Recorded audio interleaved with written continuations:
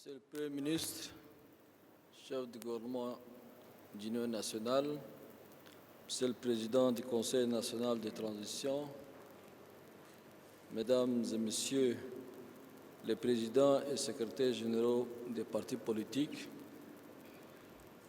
je voudrais de prime abord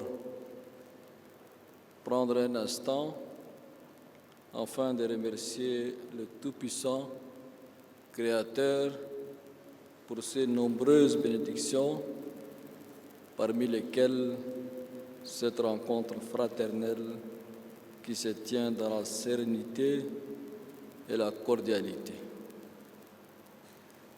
Je tiens également à vous exprimer mes vifs remerciements pour votre présence massive à cette rencontre qui revêt d'une grande importance.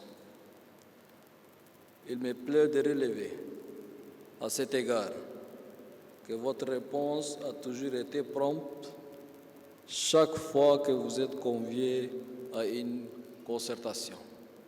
Cela témoigne de votre plein engagement pour le succès de la transition politique en cours dans notre cher et beau pays.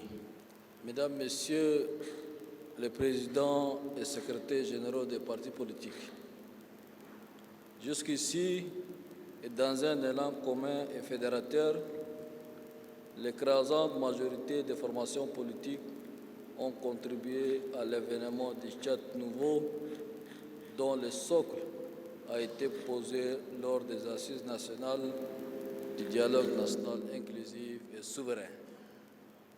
Je voudrais vous réitérer mon infinie gratitude pour cet investissement hautement patriotique. L'histoire retiendra qu'à un moment incertain de la vie de la nation, des acteurs politiques de toutes les sensibilités se sont mobilisés pour mettre en avant l'intérêt supérieur de leur pays. C'est dans la même perspective que nous nous retrouvons aujourd'hui, un an après le début de la deuxième phase de transition, celle qui devrait nous conduire au rétablissement de l'ordre constitutionnel. Nous sommes à un tournant décisif de notre transition et de notre vie politique. Et je sais combien la classe politique est investie pour que les résolutions du dialogue national inclusif et souverain soient traduites en actes suivant le calendrier prévu. Évidemment, c'est cette noble préoccupation qui explique votre participation active, effective et dynamique aux opérations de révision du fichier électoral à l'intérieur du pays et à l'étranger. Le résultat du taux d'enrôlement qui se chiffre à plus de 150%, c'est une victoire de la CONEREC et du peuple tchadien, mais aussi et surtout une victoire des partis politiques. Vous vous êtes approprié les objectifs du processus électoral en vous mettant en première ligne, parcourant l'arrière-pays pour sensibiliser nos compatriotes, notamment les jeunes en âge de voter et tous nos compatriotes qui ne figurent pas sur le fichier électoral. À cet égard, je félicite vivement toute la classe politique et sa structure commune, à savoir le cadre national de concertation politique qui joue parfaitement le rôle qui est le sien, celui d'être un catalyseur des opérations électorales. Je vous exhorte à maintenir et à renforcer cet élan car la bataille n'est pas encore gagnée. J'ai retiré hier ma carte d'électeur.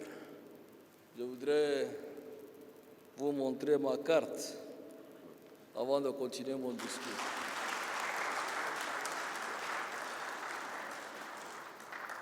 Enrôlés et munis de leur carte d'électeur, ils pourront exprimer librement leur choix au moment opportun. Grâce à Dieu, nous avons fait un pas, un grand pas dans notre marche pour le retour à la normalité constitutionnelle.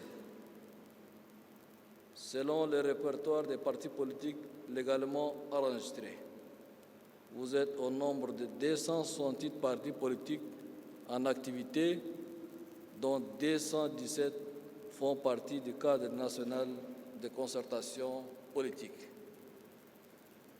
Rien que depuis le début de la transition, plus de 50 partis politiques sont nés, dont certains sont des ex-politico-militaires.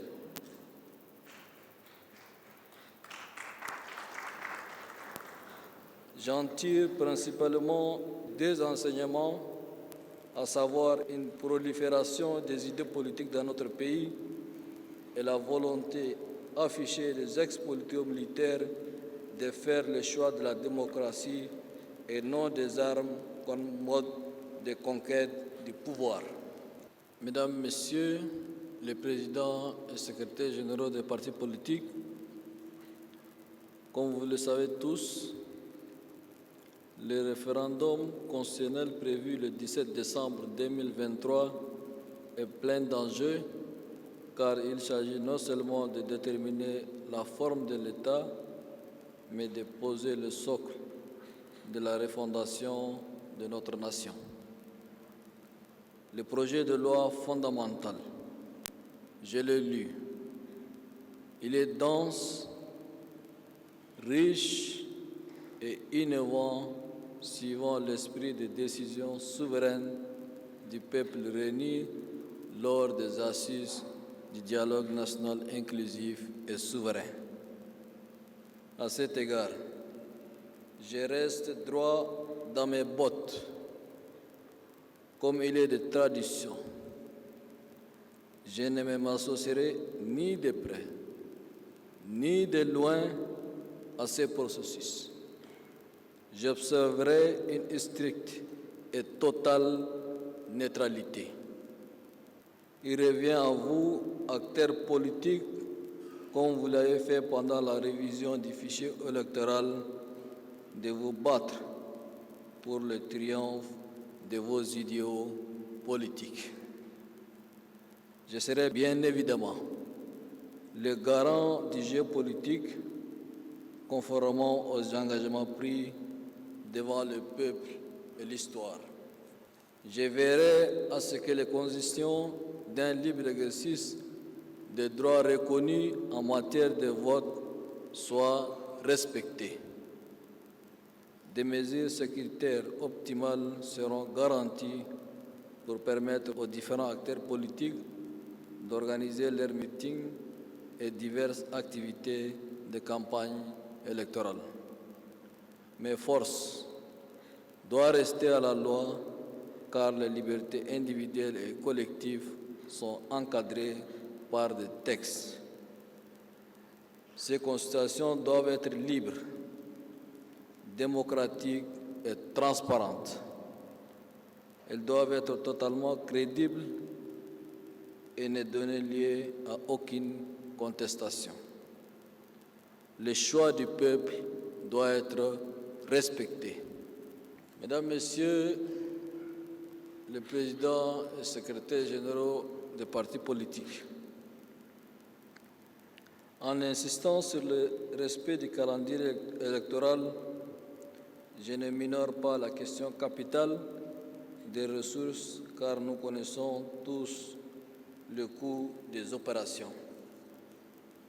À cet égard, nous devons garder à l'esprit l'impératif de l'utilisation efficiente, optimale et rationnelle de nos modestes ressources et celles que nous devons mobiliser de nos partenaires qui ont toujours été à nos côtés.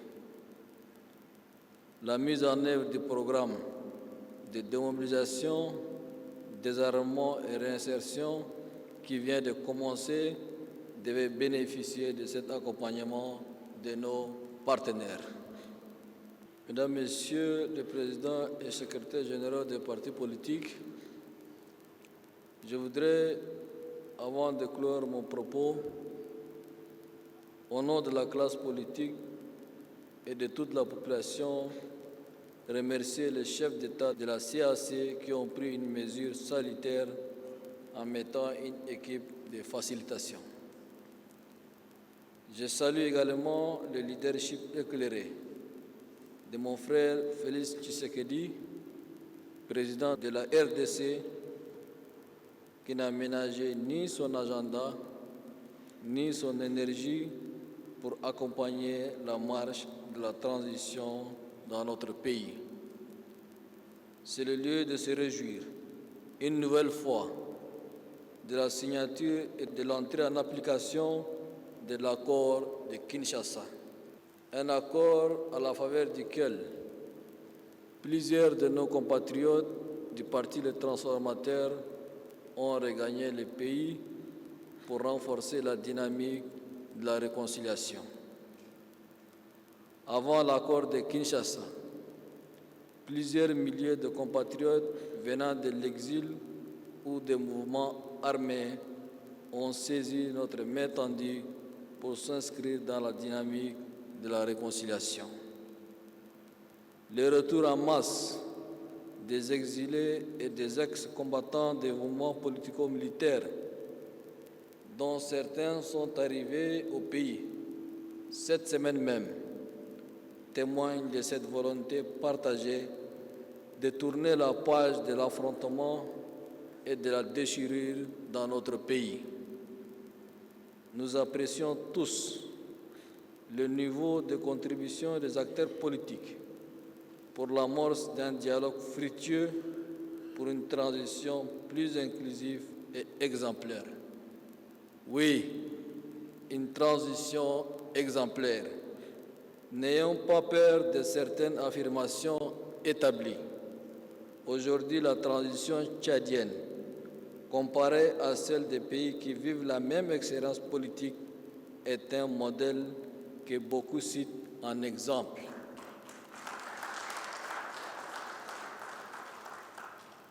Nous devons en être fiers et maintenir le cap en vue de gagner de la plus belle manière notre pari collectif et ultime, le retour ordonné à l'ordre constitutionnel. Aussi, j'instruis le gouvernement à apporter un soutien financier aux partis politiques pour qu'ils puissent participer dans les meilleures conditions aux campagnes et élections en perspective dans le respect de la loi. Que Dieu vous bénisse, que Dieu bénisse le Tchad. Je vous remercie.